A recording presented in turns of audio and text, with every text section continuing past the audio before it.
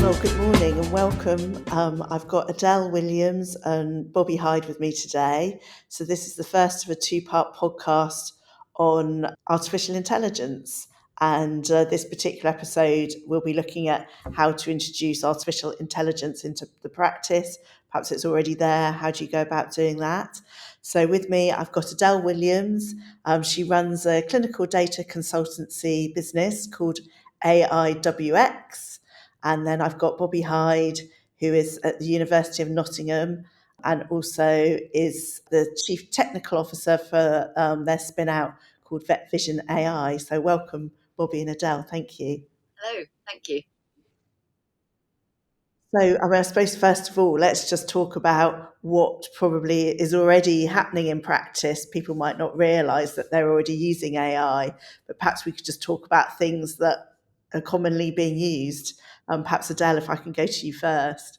Yeah, so what I find really interesting is that if we survey vets, quite a lot of them are claiming to use AI in practice. But if we survey veterinary practices, there aren't that many veterinary practices that have official AI software in use.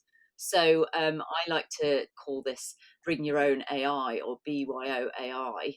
And it's something that some practices are unaware of, that vets are using AI in the consult room without the practice knowing, which is quite interesting.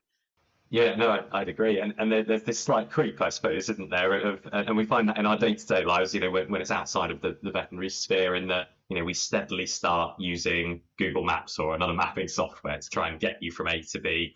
And your emails now are magically filtered so you don't get any spam. And all of these things, like, they slowly happen in the background. And even, going to the extreme of kind of driverless cars, we're not quite there yet with that being mainstream, but most cars on the road now will automatically brake for you, and they'll automatically accelerate a bit so you're the right distance from the car in front, and those sorts of things. And there's this slight creep that comes in. I think the same is true for veterinary medicine as well. In there are probably more tools, and people are probably using more things, maybe without completely realizing that they're being used already. And that's quite exciting in some ways, and I suppose a bit of a cautionary point at the same time. And I mean, you both must be talking to practitioners out there. I mean, what do you find people are going, I'm not sure about it? What is it that is, I suppose, making people reluctant to embrace it? Yeah, I think there's lots of fears and concerns as well as excitement, mostly from people that haven't used it, but also from some people that have used AI. So people tend to be worried about losing jobs. That's a big worry, but also about hallucination. So AI making stuff up that isn't true, and that tends to come from people that have had a go at using it, and then what's this that it's come out with? This doesn't make any sense. Also about data and privacy concerns. What's happening to the information that I'm putting in? That's client private information, patient information, and where's that going? Yeah, and Bobby, are you finding similar kind of worries and concerns? There certainly is. I think there's kind of a slight degree of challenge, isn't there, in this slight worry that I suppose in all industries that AI is going to come in and maybe threaten a job or a position or a career. And I think there's always going to be that really distinct human element to veterinary care that absolutely cannot go away. And even though AI can maybe do some things at least as well as, or perhaps better than a human clinician, I think as those techniques evolve, that translation into what does this actually mean for an animal owner, I think that becomes more important and not less important. So I think that a bit more understanding about what the AI is doing and how we then take that result and interpret into something meaningful for an animal. I think once that link is a bit stronger in people's minds, I think then people become quite excited about the possibility of how they might use it in their own practices. Yeah, great. I mean, in the second episode of these podcasts, we're going to talk more about sort of the ethics and legalities. So I think some of those issues that you're talking about, Adele, we'll dig into there. I mean, talking about, getting people excited. I mean, what do you think the opportunities are for improving practice, perhaps time savers, all those sort of things that hopefully AI can bring? Yeah, so there's more evidence that's been published in the human medical field than we have in veterinary medicine at the minute. I think we can probably largely extrapolate. And there's been some really conflicting evidence out there. So some studies showing some time saving, and massive improvements to the way clinicians feel about going to work, and others showing that there's not that much difference in time saving overall at the end of the day. And those studies tend to look at different aspects of it. And I think what's becoming clear is that this is largely to do with transcribing tools. So they listen to a conversation in the consult room and then magically create, nicely neat written notes out of the conversation. So you don't have to be spending your time with your back turned to the client, and you could be typing on your computer, because that's happening in the background while you're focusing on the patient and talking to the client. So I think it's becoming apparent that the advantages are different for different types of speciality, and different types of clinical practice. It has more advantage in than others. But generally, there's a feeling that there is at least small efficiency savings, but also that perhaps the aid to the clinician's mental load is quite a significant thing. And I'm anecdotally seeing evidence that clients are really enjoying consults much better with their vets, because their vets are paying attention to them and paying attention to their pets, and that's actually having a positive knock-on effect there. Yeah, so it's sort of taking that admin role out of the consult, so as you say, can to more focus on the client. That's really exciting, that part of it, isn't it? And I've equally had that kind of anecdotal experience from people saying, that the idea of having to pay attention to what the owner's saying, engage with them, and really listen to them, but also you're trying to write all this stuff down. I mean, that's not the important bit, the writing stuff, that it needs to be done. So you've got your notes, but if we can offload that and it just happens so that you can review it and say, okay, mostly that's right, little tweak here, and that's what I want it to say. That is a huge burden off the kind of mental load of the vet that's doing that consult, and then they can actually pay attention to what really matters and keep that human link, which is so important. I suppose there's also the use of diagnostic tests and that sort of thing as well, and there's some really exciting advances in that field where, if you can offload the hematology sampling, for example, to AI, and it will come back with an accurate answer that you can maybe then also get a human specialist to input on as well, then that's a huge efficiency there as well. And I mean, you're obviously more based in the farm area. I mean, are those sort of kind of translational sort of AI tools being used sort of in the farmyard, or? They certainly are, and really excitingly, the farm animal sector is very technologically advanced now. It's certainly not the kind of the stereotypical image of ye farm practice nowadays. It's very cutting edge. You've got a lot of farms will be using robotic milking systems and so on, that are all using AI to automatically milk animals and allow them to come and go as they choose.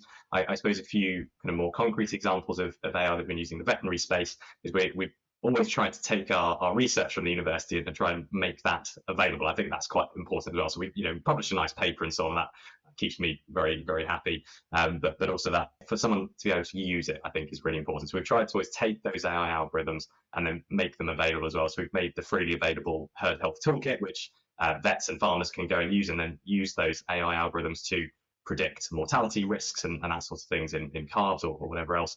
And the other application, I suppose, is in mastitis and pattern diagnosis as well. And that's another tool that we published a nice paper on it, but then taking those results to allow people to use for free to try and diagnose on their farms where mastitis is coming from, to make much better use of people's time, I suppose. You've only got so much time, so much resource on farm, and be able to say, right, this is the area where your mastitis is predominantly coming from. Go and focus on this area. Allows you to do your job as a vet much more directly and effectively. So yeah, certainly a lot of our previous work's been in the farm animal side, but we really see this as cross species, and a lot of the pipelines we've developed in one species are applicable across many species, and that's particularly true, I suppose, of some of the computer vision work that we've been doing. So is it that sort of, I suppose, pattern spotting and where lots of data can be crunched that you're sort of really seeing that benefit coming through? It is, yeah, and it's an area that human brains, you've really got so much capacity. Some of the studies that we've published, I suppose, have looked at something like 25 million records of animal deaths and tried to find patterns in that data and so on. That's something that doesn't seem particularly appealing for a human to do. And some of the computer vision studies that are currently going into publication, over the course of a few months, might track about 1 million different animal behaviours. Wow. And previously that would be, probably some poor PhD student having to sit down and watch all these months of footage, write down what the animals are doing, where they're doing it, and instead you can offload that to AI, and then the PhD student might then be able to do the real task, which is then what does this mean, and what does it mean for animal welfare, and how can we use those results to improve animal welfare. And I suppose, have you got any examples where it's come up with perhaps a surprising result that you think maybe would never have been found without using it?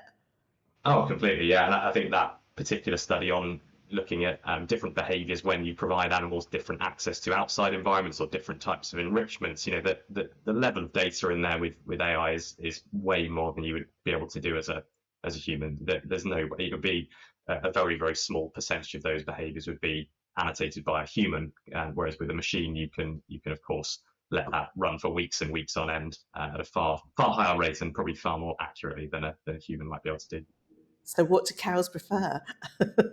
Exactly, that's always the question, and it's quite easy as a human observer, I think, to put your own human spin on that and actually really relying on the data and allowing them to tell us what they like doing, where they like doing things is maybe a different way of looking at things. Yeah, great. And Adele, have you found that with the some of the things you've been looking at?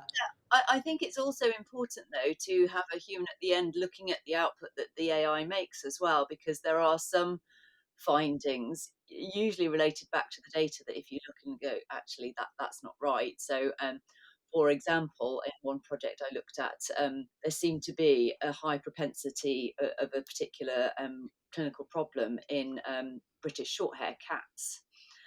And this is really odd. Why are they showing this? And actually, then looking at the data, the way that the cat breeds had been labelled was when people had got their cats insured, they'd selected or they'd written British Shorthair when actually they were domestic British domestic Shorthairs. So they were just moggies. So there were a lot of cats that were labelled wrong because they were labelled as British Shorthair, which is pedigree, when actually they were just moggies, domestic Shorthair. And so it's really important to thoroughly analyze the results that an AI shows as well, and make sure that what it's saying is making sense, because it doesn't have common sense. It just shows you the pattern that it's seen ultimately. Yeah, sure. Yeah, well, I think that's key, isn't it? That seems to come up with most things you read about AI. It's like you still need the person there. It's not going to get rid of that That's human element, and that knowledge to know that spot that something's wrong. I think is important, isn't it? Rather than just sort of relying on it.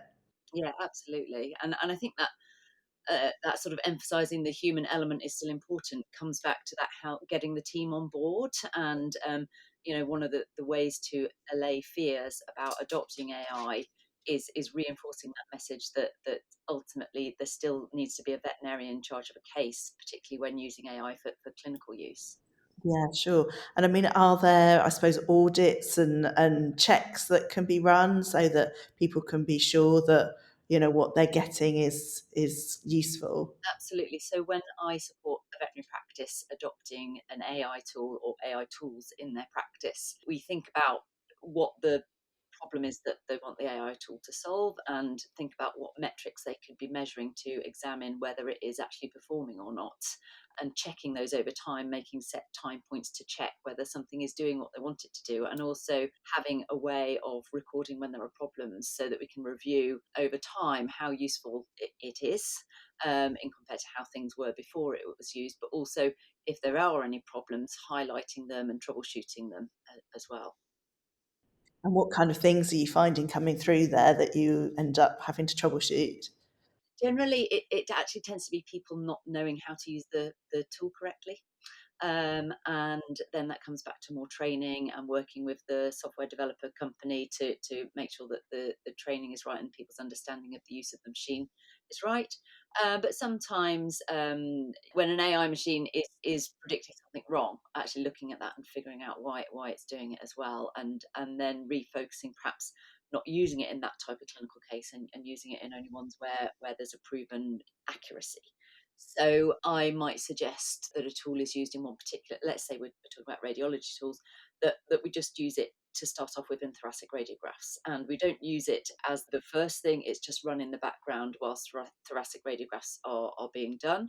and then we compare what the AI says to what the clinicians have put in their notes to give that sort of first level of confidence for people to Yes. use before they then sort of employ it in the wider practice.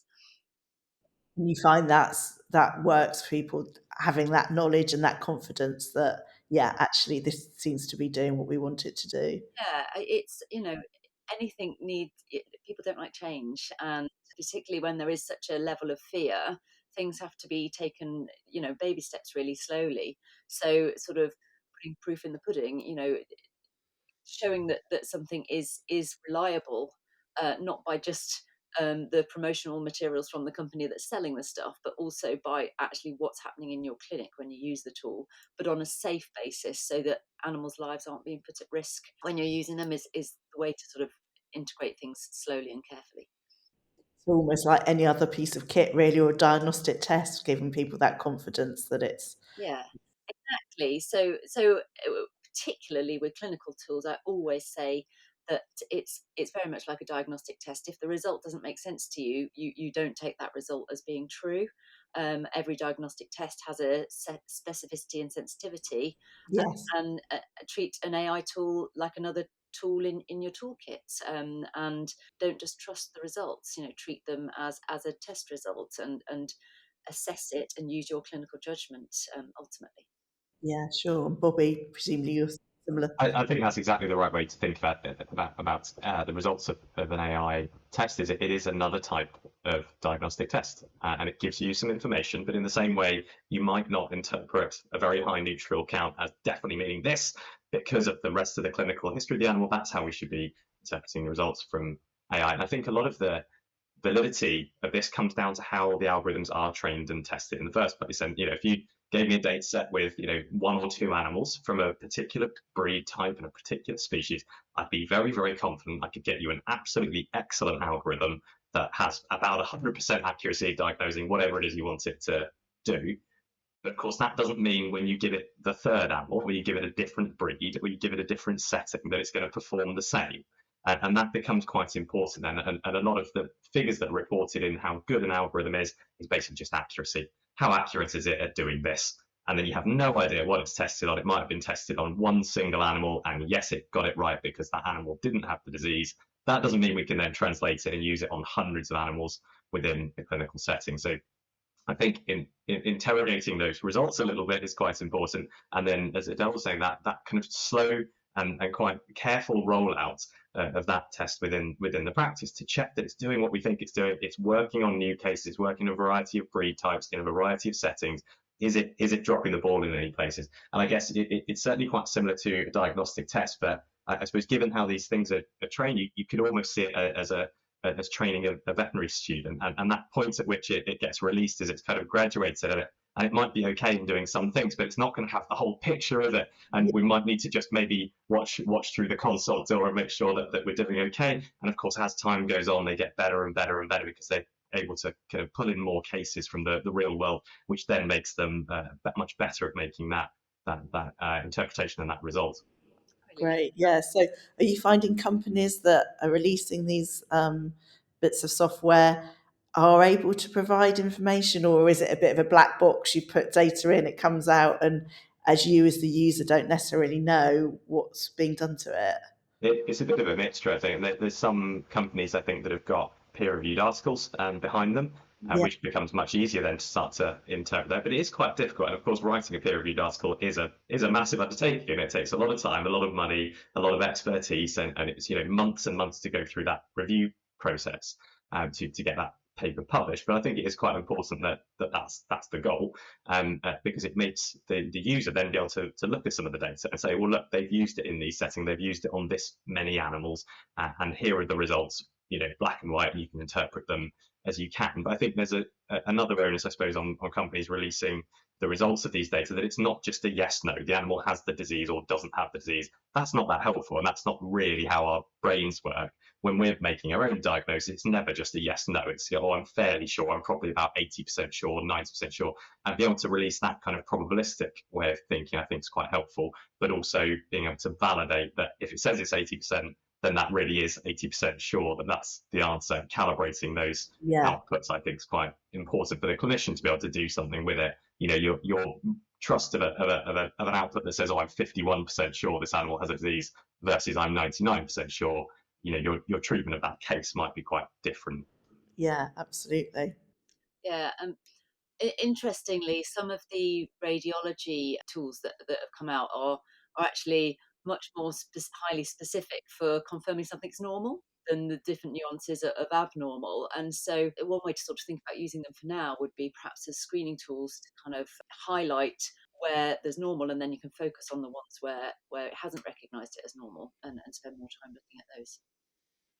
That sensitivity and specificity is really crucial, isn't it? And yeah, just stop me if I'm getting too boring here. But it's a very, very hard game to play because, of course, you want to be really sensitive and pick up that disease, but you have to be pretty specific, particularly on some cases where you might be using this tool hundreds of times a day to try and either to detect lameness in dairy cattle or something like that. Even just dropping down to 99% specific. If you run that on 100 cows, it's going to falsely identify one of them as lame. And very quickly, those tools become then quite hard to use because you're getting constant alerts for things that aren't truly diseases. And it's a very, very difficult balance to have between the two. Yeah, that's good point actually, isn't it? That getting that balance again, isn't it? I think what we're sort of seeing here, I mean, I'm sort of aware that we're sort of coming to the end of our time, but it's been a really good discussion. And I think what you're pulling out is very much, again, that the human's got to be there, the clinical judgment has got to be there, and basically don't be afraid to use these things. They've obviously got, the admin side of things, it's almost like a no-brainer. These things can help you. But on that more clinical side, you still need to have your veterinary consideration and your knowledge to be able to pick that out. I mean, what would you say would be your sort of takeaway point for people in practice at this point who are considering using more AI?